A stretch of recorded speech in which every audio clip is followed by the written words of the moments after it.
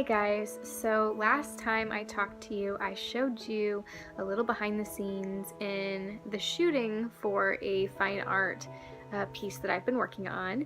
And I went ahead and I pulled all the pieces together to make sure that it would come together before I did this one.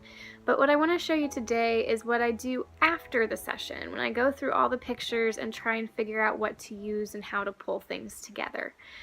So what you're going to see is there's a bunch of different shots here. I will take some of just the scenery, the landscape, first of all to get a perspective on where I need to sit, what this landscape looks like, if this perspective is going to work, etc.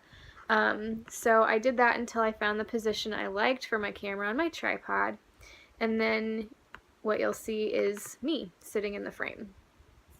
So the next thing I did was I took a bunch of different postures of me sitting because I had an idea in my head of what I wanted it to look like, but what often happens is while I'm in the process of working on it, some things change and inevitably the image evolves from what I originally planned on doing. So you'll see I'm sitting here in more of a meditative pose, a little more of an active stance. Then there are some, this was me getting my bearings again. Okay, then what happened was a boat went by and I thought, well, I might use some of these wave shots.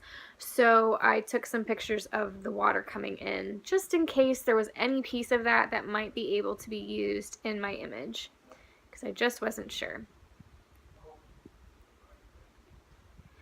Okay, and I'm just zipping through these because I took a bunch because, again, I never know exactly what's going to work. And the other thing you'll see is that these are shot at different angles because, again, I don't know where I'm going to place them. I don't know how they're going to overlay, so I shoot as many angles and varieties as I can so that I have multiple options.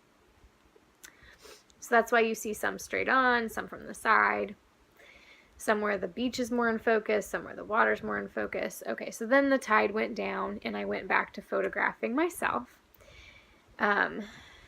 Here I'm looking more towards the camera instead of straight out. I let the wind blow my hair across my face.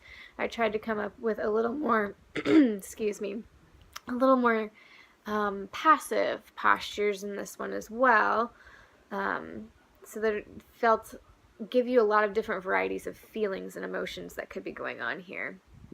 And then I did some with reaching. Now the next thing I want to show you is, oh, and then I also, I wasn't sure if I'd have my skirt moving, so I took some shots of my skirt up, waving, different postures so that I'd have variety there too in case I wanted to play with my skirt at all. And yes, you'll notice I am wearing shorts. I actually have an entire outfit on underneath that dress because I didn't know if I'd need to take it off for any of the pictures to get that flowing skirt, because that does happen a lot in some of my fine art work where I'll take the entire dress off and use it in my hands to kind of flare it and unfurl it. Okay, I also got some pictures of just the sand texture because I had some ideas in my head of how I would use it, and ultimately I didn't really use these. So now what I want you to see is this is a completely different angle.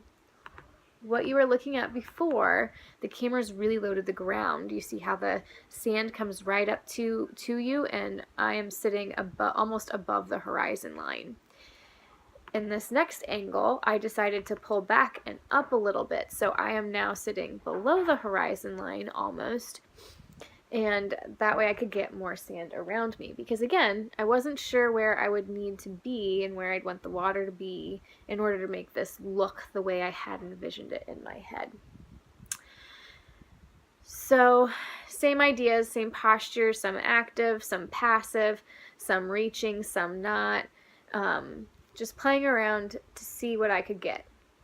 And the main reason I did this change is because I knew that I wanted myself to be partially submerged in this water, and I wasn't sure what angle was going to work the best.